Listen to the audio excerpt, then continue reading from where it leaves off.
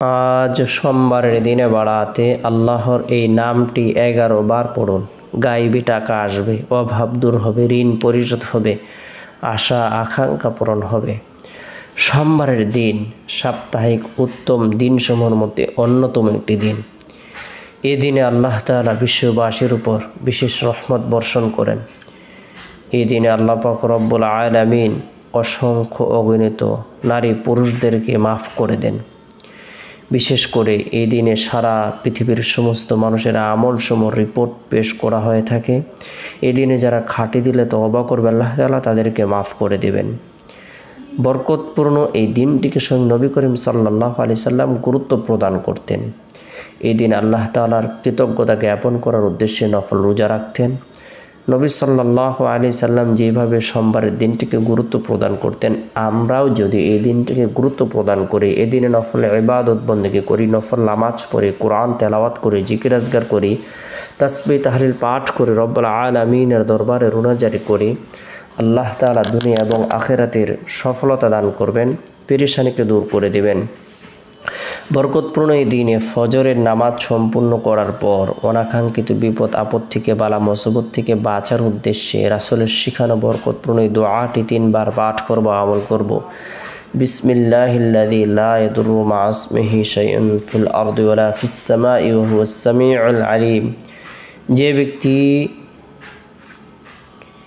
এই দোয়াটি 3 বার পাঠ করবে, আমল করবে, আল্লাহ তাআলা তাকে সৃষ্টিজীবের অনিষ্ট থেকে, ক্ষতি থেকে নিরাপত্তা দান করবেন, কুদরতিভাবে হেফাজত করবেন।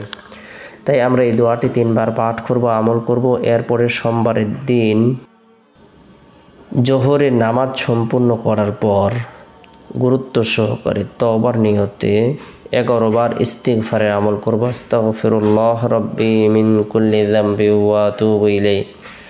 আস্তাগফিরুল্লাহ রাব্বি মিন কুল্লি যামবি ওয়া আতুবু ইলাইহি। এরপরে আমরা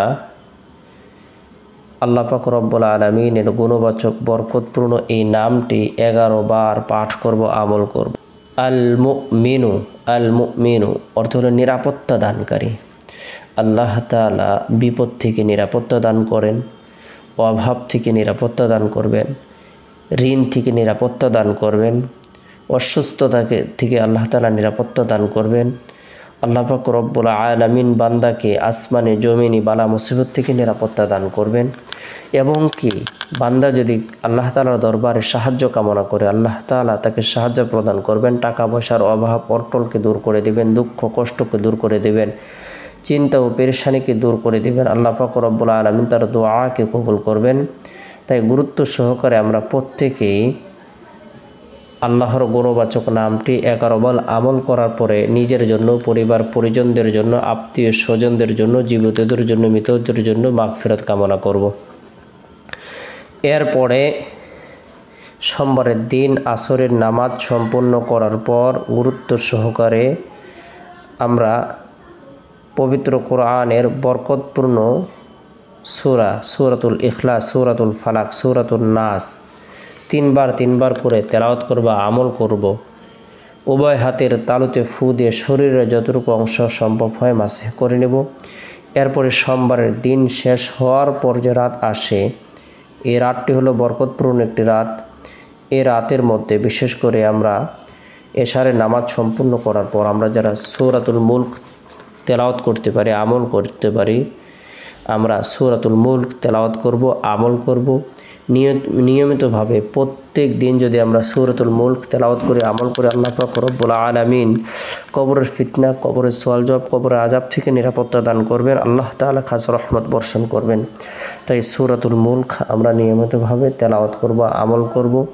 এরপরে রাতে যথাসময়ে আল্লাহর নাম নিয়ে ঘুমিয়ে যাব। আল্লাহুম্মা বিসমিকা মুতু আহইয়া, এই দোয়াটি পাঠ করে ঘুমিয়ে যাব।